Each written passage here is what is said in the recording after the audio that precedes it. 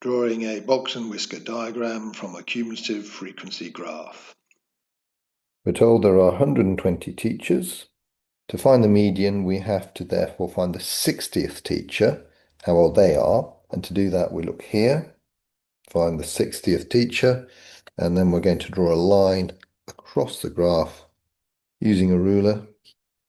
And then from there, we go down from where it cuts the curve down, straight down to the age.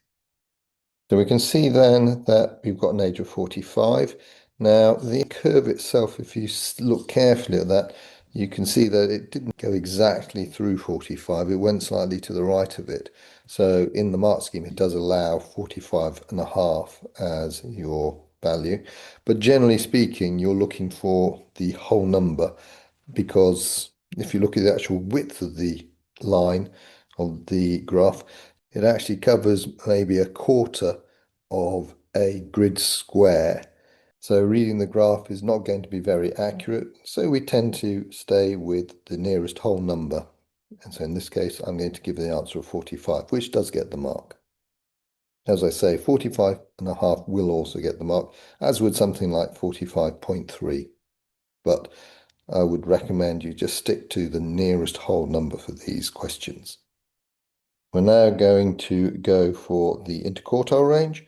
And so for the interquartile range, we're looking halfway between 60 and 120. So we're looking at the 90th person. And we're also going to be looking for between 60 and 0, and that is going to be the 30th person. So again, we're looking halfway. So this one is at 53. And this one is at 37.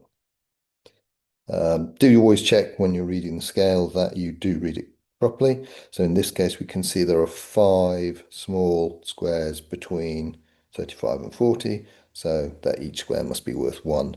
If we have a look at the vertical scale, you'll see that between 10 and 20, there are 5 as well. And so that would mean that each square would be worth 2.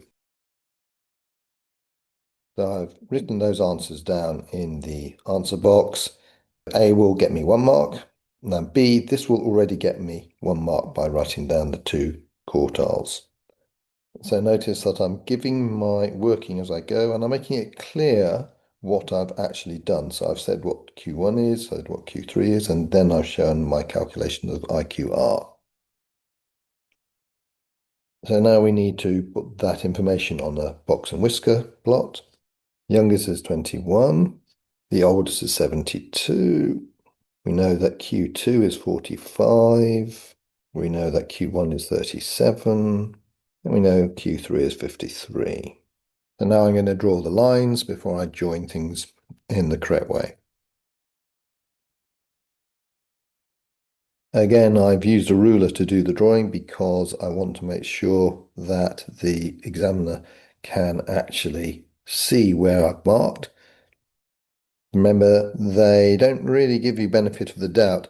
They need to see things exact. If you're not quite right, there's a risk that you won't get the mark. So do make sure it's absolutely clear. Obviously, the key things are the vertical lines, and then there'll be a mark for the correct way of using the horizontal lines to join them together.